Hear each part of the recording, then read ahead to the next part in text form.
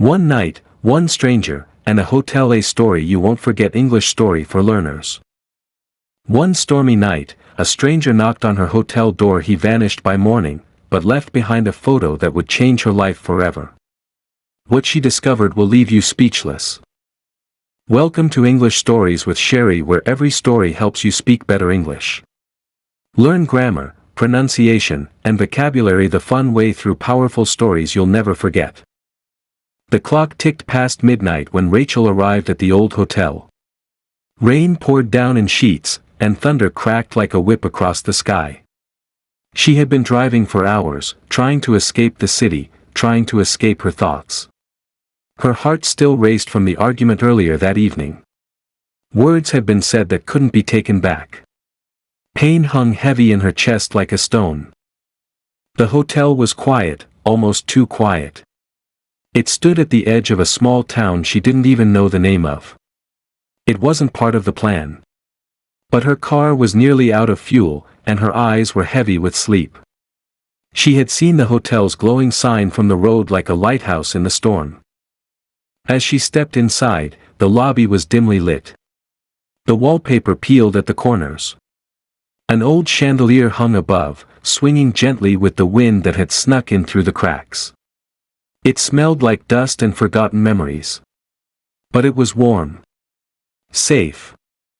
A man stood behind the counter. He was in his late 50s, with a gray beard and kind eyes. He looked surprised to see her. "Rough night?" he asked, his voice calm and deep. Rachel nodded, brushing wet hair from her face. "I just need a room for the night." He handed her a key, an actual metal key, not a card, and pointed down the hall. "Room 7. Just you?" "Just me," she replied. As she walked away, she felt his eyes stay on her a second too long. Not in a threatening way. More like concern. Like he was wondering if she was okay but didn't want to ask. The hallway was narrow and long. The carpet was faded red, the kind that once looked elegant but had seen too many shoes, too many years. Her boots made soft thuds with each step. Room 7 was near the end of the hall. She unlocked the door and stepped inside. It was simple. A small bed, a dresser, a mirror, and a single window with sheer curtains. The light flickered when she turned it on, then steadied. Rachel dropped her bag and sat on the edge of the bed. She took a deep breath. The silence was almost too loud. Her mind began to wander to the fight, to the things she regretted, to the way she had left without saying goodbye. Then came the knock. It was soft, almost hesitant. 3 quick taps. Rachel froze. She wasn't expecting anyone. She hadn't told anyone she was here. Her phone was off. Her heart started to pound. She walked slowly to the door and opened it a crack. A man stood there, soaked from the rain, wearing a black coat and holding a worn leather bag. He looked about her age, early 30s, with tired eyes and a small cut on his cheek. "Sorry," he said quickly. "I didn't mean to scare you. I'm staying in the room next to yours. My light went out. I saw yours was still on and wondered if you had a spare bulb or flashlight." Rachel hesitated, then opened the door a little wider. "I don't think I do, but you can come check." The man stepped inside, looking around. "Old place," he said. "Feels like it holds a lot of stories." Rachel smiled faintly. "Yeah. Not the kind of hotel you plan to stop at." He looked at her. "You running from something?" She blinked. "What?" He shook his head, laughing softly. "Sorry. That was a strange thing to say. I guess I meant I'm running from something. It feels like everyone who ends up in places like this is trying to disappear, even just for a night." Rachel didn't answer. But something in his voice felt honest. Like he wasn't trying to impress her or trick her. Just telling the truth. "I'm James," he said. "Rachel." They sat for a while, talking about everything and nothing. About broken plans, lost dreams, cities they had visited, jobs they had hated, people they had loved and left. It felt like they had known each other longer than just one night. At some point, the storm outside began to calm. The rain softened to a whisper. The thunder moved farther away. James stood up. "Thanks for letting me in.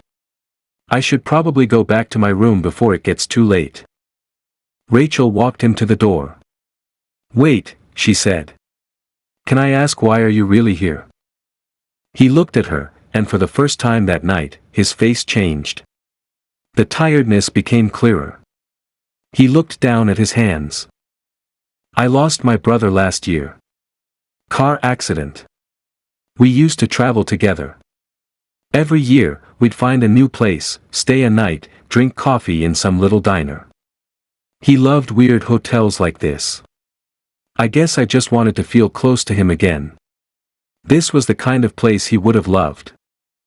Rachel felt her throat tighten. "I'm sorry," she said. He nodded. "It's okay. I think part of me hoped I'd meet someone tonight.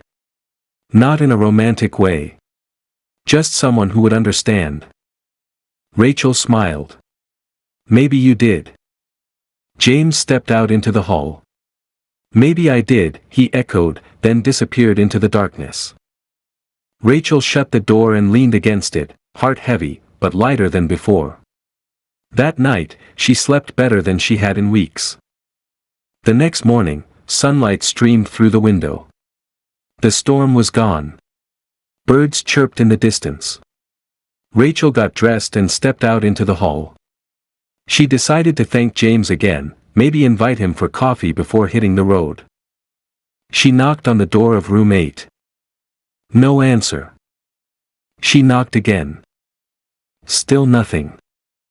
She walked down to the lobby. The man at the front desk was reading a newspaper. "Good morning," she said. "Do you know if the guest in room 8 has already checked out?" The man looked confused. "Room 8? Yes. The man staying next door to me. James."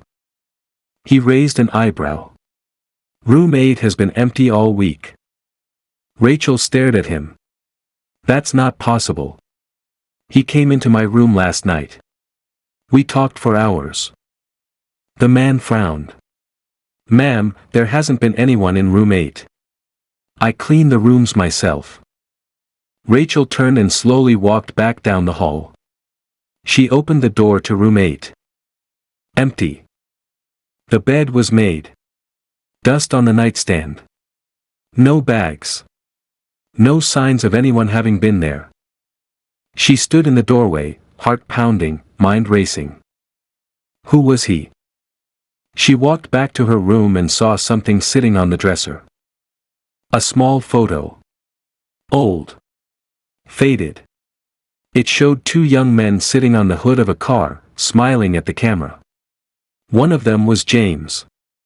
The other must have been his brother. Written on the back in messy handwriting were the words, "For the stranger who understands."